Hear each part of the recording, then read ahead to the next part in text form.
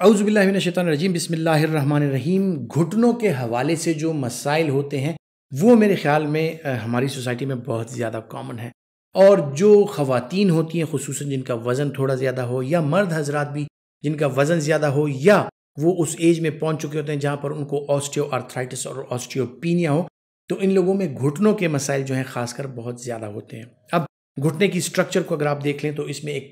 Synovial fluid होता है, रतूबत होती है, फिर एक कार्टिलेज हमवार हड्डी होती है, और उसके नीचे जो है तो हड्डियाँ होती हैं। इसी तरह ये घुटना जो है तो इसमें थोड़ा सा हड्डियों के बीच में गैप होता है, और ये आपकी जो मूवमेंट्स होती हैं आपके घुटने की, तो उसमें आपके लिए मददगार साबित हो सकता है और फ्रीली मूव कर सकते हैं। लेकिन जब वज़न बढ़ता है, उम्र बढ़ती है, आपकी हड्डियाँ कमज़ोर होने लगती हैं, तो क्या होता है कि इनिशियली ये स्पेस कम हो जाती है, फिर इसमें जो फ्लूइड होता है घुटने में वो कम हो जाता है, और घुटना जो है तो वो ड्राई होना शुरू हो जाता है, और फिर इसी वजह से एक रगड़ होती है, और जो कार्टिलेज होती है वो कार्टिलेज घिसना स्टार्ट हो जाती है। और बढ़ते बढ़ते जब ये स्टेज 4 ऑस्टियोआर्थराइटिस पर पहुंचता है तो आपके घुटने जो हैं वो आपस में रगड़ भी खाते हैं, उनकी हड्डियां भी जो है कमज़ोर हो जाती हैं, और घुटने में टेढ़ापन या फिर आपके चलने फिरने में जो एक ऑस्टियोआर्थराइटिस के पेशेंट्स में ये प्रॉब्लम होती है, आपके चलने फिरने में भी थोड़ी प्रॉब्लम आ जाती है और वैडलिंग गेट हो जाती है। जिस तरह के बतख चलती है इसी तरह इंसान फील होता है कि वो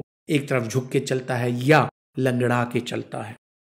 अब घुटने की हिफाजत के लिए हमारी वीडियोस मौजूद हैं कि आप कैसे घुटने की हिफाजत कर सकते हैं। लेकिन अगर किसी को ऑस्टियोआर्थराइटिस हो और वो चाहते हैं कि उनके घुटने ज़्यादा अरसे के लिए कारामद रहें और ये ऑस्टियोआर्थराइटिस का अमल जो है वो कम हो, तो इसके लिए मुख्तलिफ किस्म की फॉर्मुलेशंस अवेलेबल होती हैं। इसकी कार्टिलेज के लिए आपके पास जो ग्लूकोजामीन होता है वो अवेलेबल होता है, जो मुख्तलिफ फॉर्मुलेशंस में अवेलेबल है। इसी तरह इन्हीं में अगर विटामिन डी भी ऐड कर दिया जाए, टर्मेरिक जो होता है यानी हल्दी, उसका भी थोड़ा सा वो कर दिया जाए, डाइसरीन जो कि अर्ली ऑस्टियोआर्थराइटिस के लिए एक एंटी इन्फ्लेमेटरी है और बहुत अच्छा है और आपके ऑस्टियोआर्थराइटिस को कम कर देता है। तो ये सारी चीज़ें अगर मिला दी जाए और एक कम्बिनेशन में लाई जाए, जो कि उसका इस्तेमाल फिर आपके घुटने के लिए बेहतरीन साबित होता है। तो जनाब, मोप्लस एक दवाई है जिसमें ये सारी कम्बिनेशंस पाई जाती हैं, जिसमें ग्लूकोजामीन भी पाया जाता है, उसमें टर्मेरिक भी पाया जाता है, डाइसरीन भी पाया जाता है, जो कि आपके घुटने की सेहत के लिए इंतहाई बेहतरीन है। इससे क्या होता है कि जो आपके घुटने का कार्टिलेज है उसमें इन्फ्लेमेशन नहीं होती, उसमें रगड़ नहीं होती, और आपका कार्टिलेज काफ़ी अरसे तक वो कायम और दायम रहता है और आपका घुटना जो है लंबे अरसे तक काम करता है। फिर इन्फ्लेमेशन की कमी की वजह से जो डाइसरीन है, इसमें जो आपके घुटने में इन्फ्लेमेशन होती है, हड्डी रगड़ खाती है, हड्डी जो है तो वो घिसना स्टार्ट हो जाती है,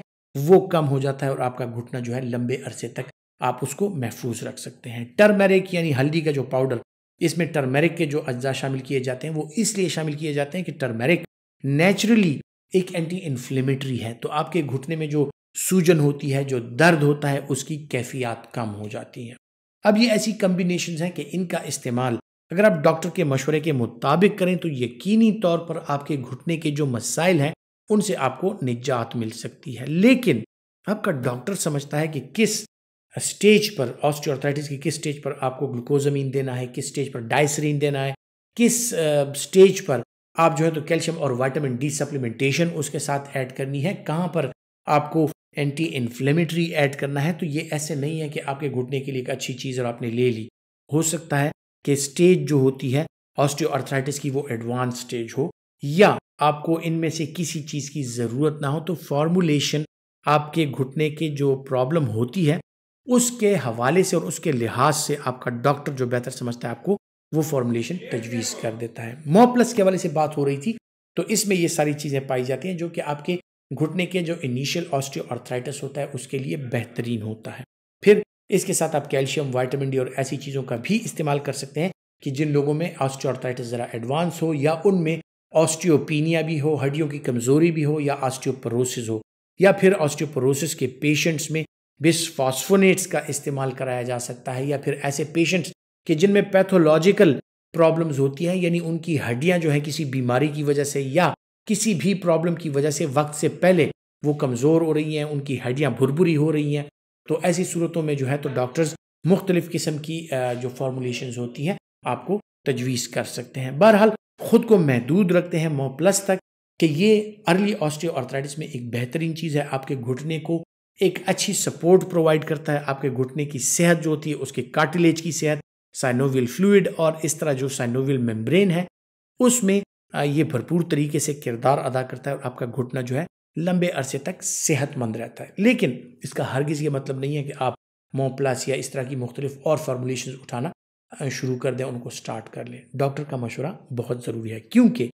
इसके जो है तो मुख्तलिफ किस्म के साइड इफ़ेक्ट्स हो सकते हैं। जिस तरह ग्लूकोजमीन इसमें पाया जाता है तो उसमें अक्सर औकात एलर्जिक रिएक्शन लोगों को होता है। फिर जो डायसरीन है, आपको बेहतर अंदाज़ा होगा कि वो डायसरीन जो है आपका रीनल फंक्शंस अगर ठीक नहीं है, गुर्दे की कारकर्दगी ठीक नहीं है या लिवर की कारकर्दगी ठीक नहीं है, तो ऐसे पेशेंट्स को हम नहीं दे सकते। फिर इसमें जो टर्मेरिक है वो भी अक्सर औकात जो मुख्तलिफ दवाइयाँ होती हैं, मुख्तलिफ दवाइयों की जो कम्बिनेशंस आप इस्तेमाल कर रहे होते हैं, शुगर, ब्लड प्रेशर की, एंटी इन्फ्लेमेटरी, एनसेड्स, मुख्तलिफ दवाइयाँ, दर्द कुश अद्वियात, सो उसमें इंटरेक्शन हो सकता है। और फिर जो सबसे एक इम्पॉर्टेंट चीज़ आती है वो आते हैं इसके साइड इफ़ेक्ट्स। इसके साइड इफ़ेक्ट्स में जो नॉर्मली लोगों को होते हैं, मतली आना, कब्ज़ का हो जाना और इस तरह की चीज़ों का हो जाना, लेकिन अगर ब्रॉडर स्पेक्ट्रम में हम इनको ले जाएं तो इसमें जो बड़े बड़े साइड इफ़ेक्ट्स हैं उनमें आपके हार्ट रिदम की एबनॉर्मेलिटी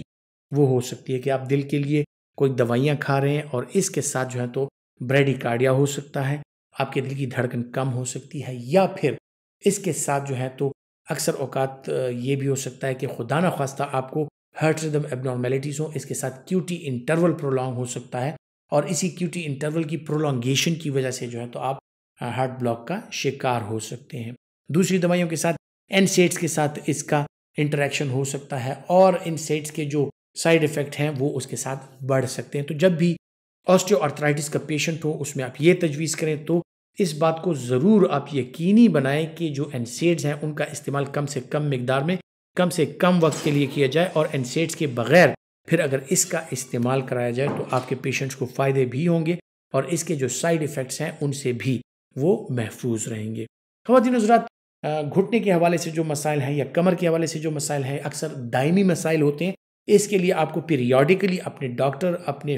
जो फिजिशियन है, मेडिकल स्पेशलिस्ट हैं या आपके जो ऑर्थोपेडिक सर्जन हैं जिनसे आप अपना इलाज करा रहे होते हैं या स्पाइन सर्जन हैं, उनसे वक्तन फ़वक्तन पीरियोडिकली अपना मुआयना ज़रूर कराते रहना चाहिए ताकि उनको अंदाज़ा हो सके कि आपकी डिज़ीज़ जो है वो स्टैटिक है या वो प्रोग्रेसिव है या आपकी जो दवाइयाँ हैं उनको स्टेप अप करना है या स्टेप डाउन करना है। तो इन सूरतों में आपको हरगिज़ ये नहीं करना कि एक दफ़ा आप डॉक्टर के पास गए, आप दवाई लेके आ गए और महीनों के लिए उसका इस्तेमाल कर रहे होते हैं, क्योंकि ऐसे औकात में अक्सर औकात कैल्शियम सप्लीमेंट्स, विटामिन डी और इन चीज़ों का भी इस्तेमाल कराना मकसूद होता है। तो ऐसी सूरतों में आपको गुर्दे की पथरी का आप शिकार हो सकते हैं या मुख्तलिफ और किस्म की चीज़ों का आप शिकार हो सकते हैं। तो वक्तन फ़वक्तन अपने डॉक्टर से मुआयना ज़रूर कराया करें। ख़वातीन हज़रात, तो उम्मीद करता हूँ कि मेडिसिन नॉलेज के हवाले से जो मालूमात मैं आपके साथ शेयर करता हूँ यकीनी तौर पर आपके लिए फ़ायदेमंद साबित होंगी और अगर आप समझते हैं कि फ़ायदेमंद है तो ये वीडियो लाइक कीजिए और ज़्यादा से ज़्यादा शेयर कीजिए। अपना बहुत सा ख्याल रखिएगा। अल्लाह हाफ़िज़।